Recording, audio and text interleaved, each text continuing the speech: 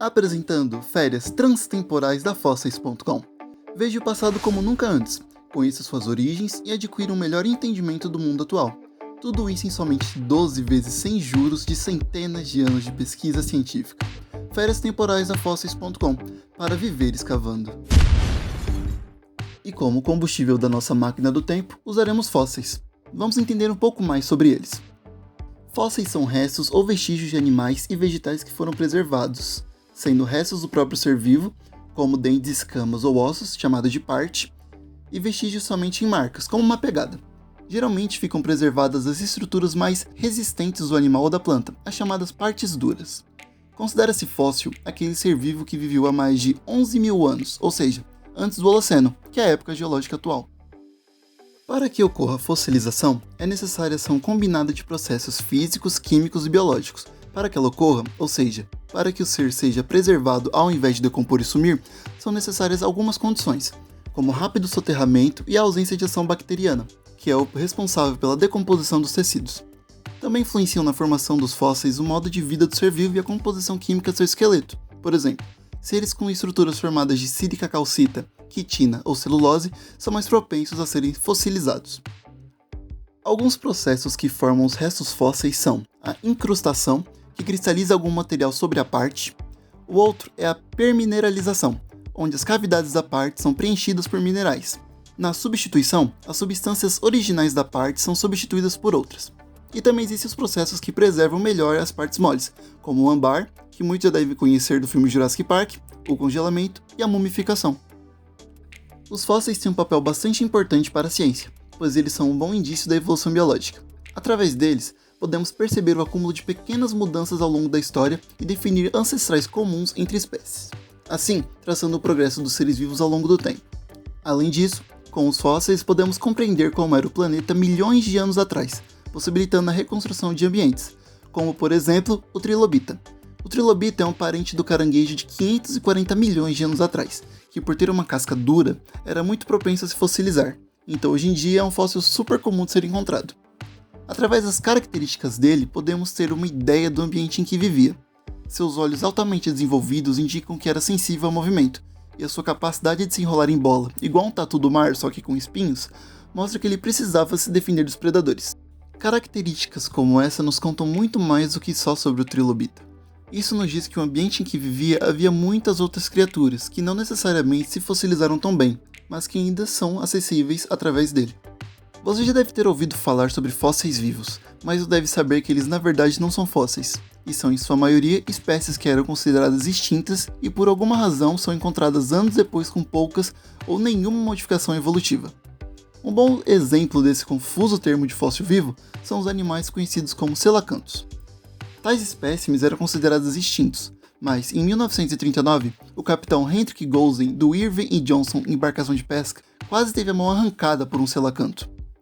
Além de ser uma história interessante, qual a relevância dessa descoberta? Basicamente, acredita que os animais dessa ordem são os elos perdidos que explicam a transição dos peixes pulmonados para os tetrápodes.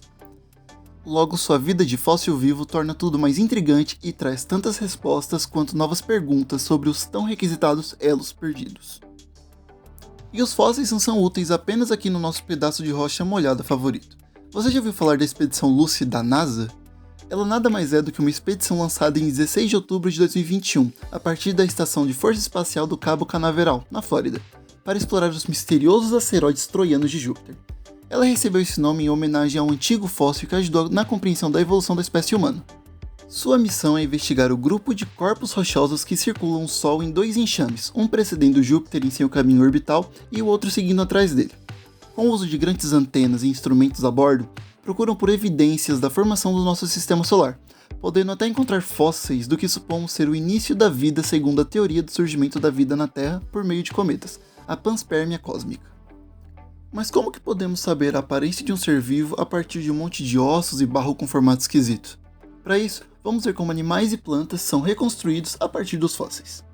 Bom, quando falamos na reconstrução de fósseis, existem muitas coisas que devem ser levadas em conta na hora de ilustrar como tal animal ou planta devia ser na época em que vivia. Para isso, existe a área da paleoarte, que reconstrói o organismo por meio de desenhos, pinturas ou esculturas, deixando o visual de um amontoado de ossos mais interessante para quem vê. Existem 3 tipos de organismos fósseis que normalmente são remontados pela paleoarte. São eles os vertebrados, os invertebrados e os vegetais fósseis. Vertebrados. Normalmente os mais reconstituídos, já que todo mundo gosta mais dos dinossauros. A reconstrução desse tipo tem ao menos 4 etapas: reconstrução esquelética, reconstrução muscular, reconstrução tegumentar e reconstrução de cor e padronagem.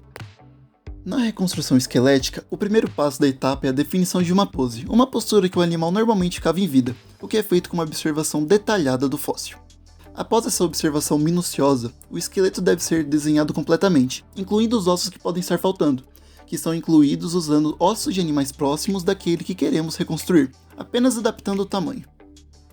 Na reconstrução muscular, é feito o desenho da sua musculatura. Os ossos normalmente têm marcas e sulcos que mostram onde eram inseridos os músculos e os tendões.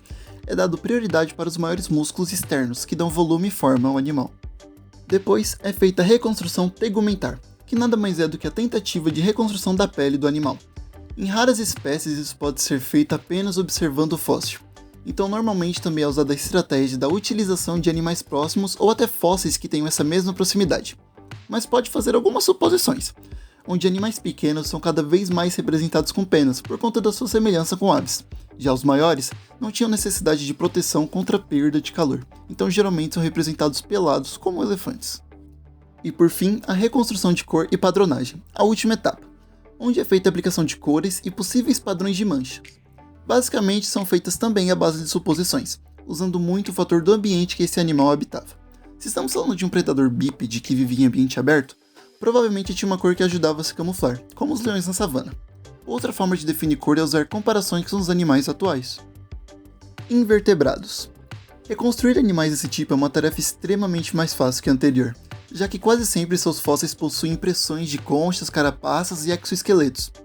Essas estruturas nos dão exatidão do formato do organismo, sendo então o fóssil idêntico ao animal em vida. Isso se aplica até mesmo em vertebrados de corpo mole, já que sua simples silhueta permite o reconhecimento de como ele era em vida.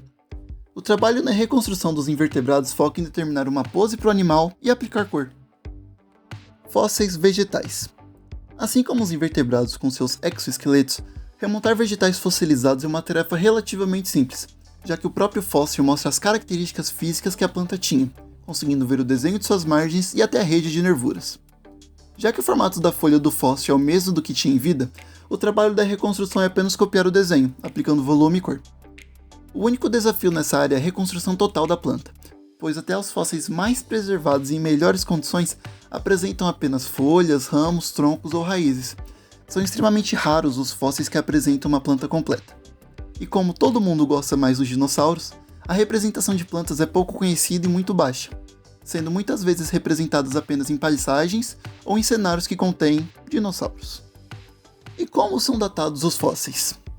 Logo após a descoberta de um novo fóssil, precisamos identificar cientificamente a sua idade, já que eles não vêm com uma certidão de nascimento. É através de 2 métodos principais que conseguimos fazer a datação dos fósseis. O primeiro método, a datação relativa, consiste em observar a rocha sedimentar onde se encontra o fóssil estudado.